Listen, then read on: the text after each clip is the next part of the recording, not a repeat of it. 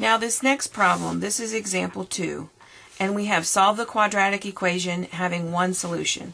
And this is such as x squared minus 4x equals negative 4. Now I'm going to do this by factoring, and then I'm going to check it by graphing.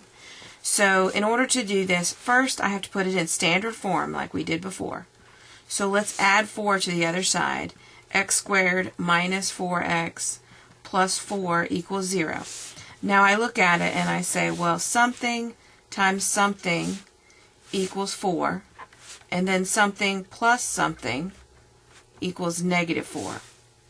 Okay, so let's look at this. Now this one has to be positive and this one has to be negative. So I would say here, I can do 2 times 2, and that gives me a positive 4, but then I have to add them and get a negative 4. So I'm going to make those both negative. And this is just trial and error here of what two numbers. So a negative 2 times a negative 2 equals a positive 4. And then a negative 2 plus a negative 2 equals a negative 4.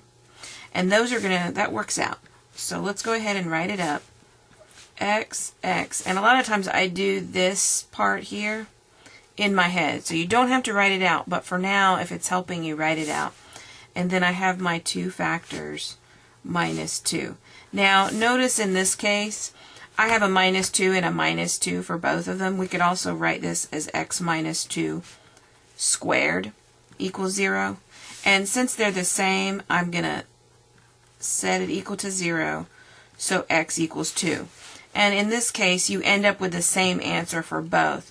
The reason for this is because when you graph it, okay, what's happening, and you'll see this when you graph it, is that when you go over to 2, this one is, and then we have a y-intercept here. We can look at our equation and see the y-intercept is going to be 4. 2, 3, 4.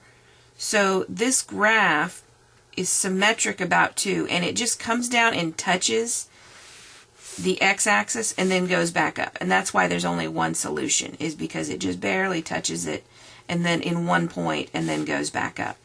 And just like we did yesterday, you would graph your vertex, graph your y-intercept.